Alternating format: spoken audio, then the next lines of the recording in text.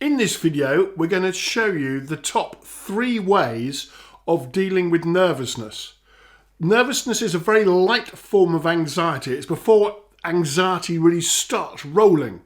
If you take a go-kart, one of these little push carts, and you start running it, pushing it down a hill, it gains momentum, it gains speed.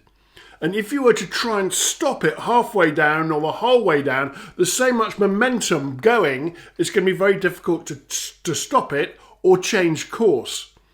If the go-kart is at the top and it's just moving, if we can stop it there, it's going to be really easy to stop because it's got no momentum.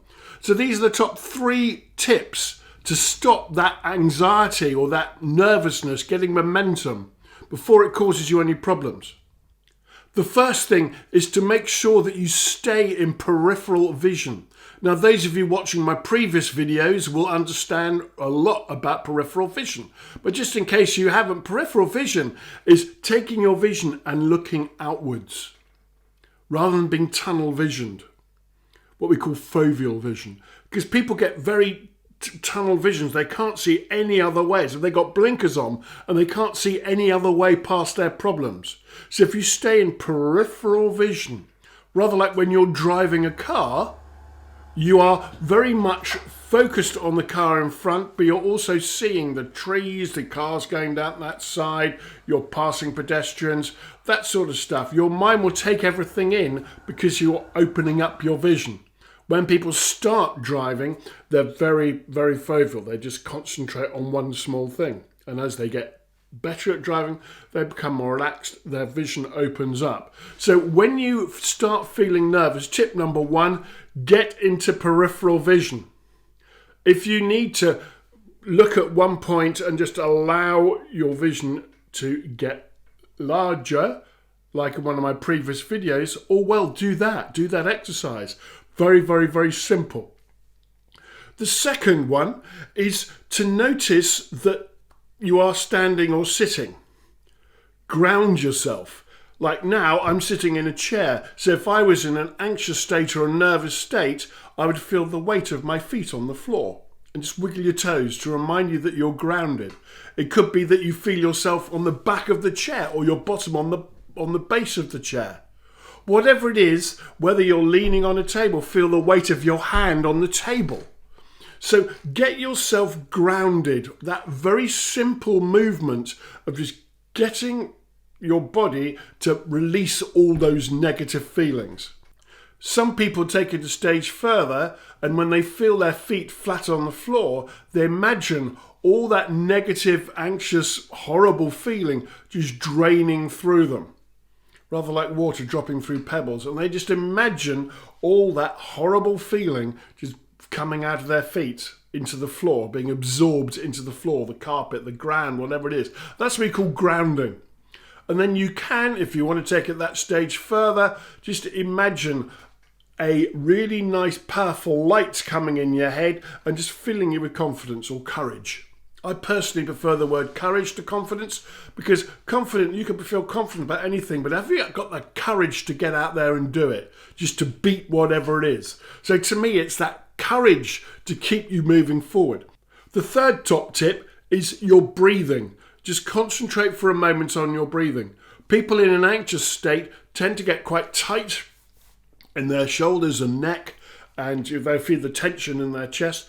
So when they breathe, it's quite difficult because they're breathing into this part rather than into their belly. So go belly breathing for breathing in through your nose for 4. I'll show you in a second. And breathe out through your mouth to the count of 6. It looks something like this.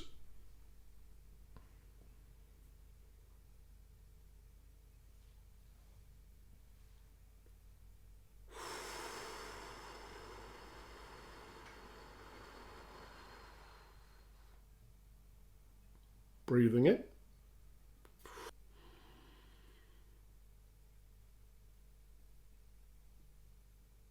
Breathing out.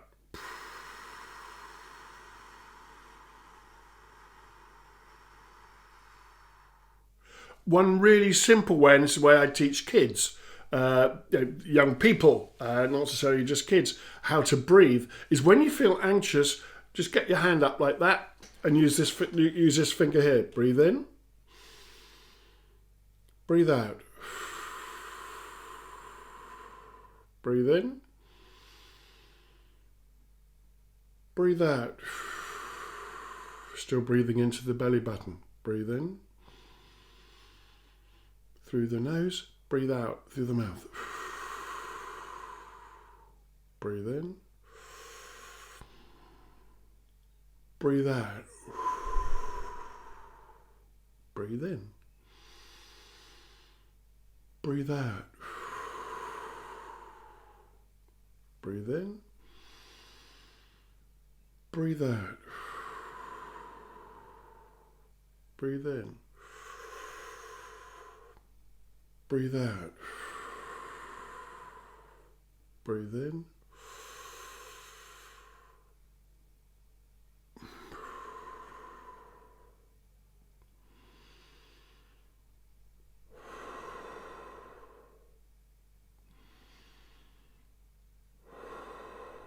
and you may have noticed that sometimes I was breathing in my nostrils and out through my mouth, and other times it was all through my nose, other times all through my... It depends what works for you. But if you do that and you breathe down into your belly button, not up here, you're going to slow everything down. And if you find it difficult to slow down, top tip here is when you do this, to say, stop.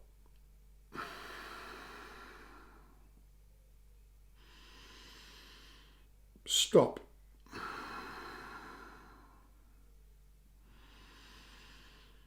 Stop.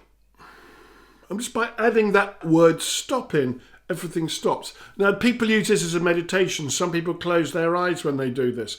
That's fine, because it takes you away from the here and now and allows all the thought processes of your mind just to calm down. Obviously, you don't close your eyes when you're driving, using machinery, and when it's not safe to do so. It's called using your common sense. So the top 3 tips is stay in peripheral vision.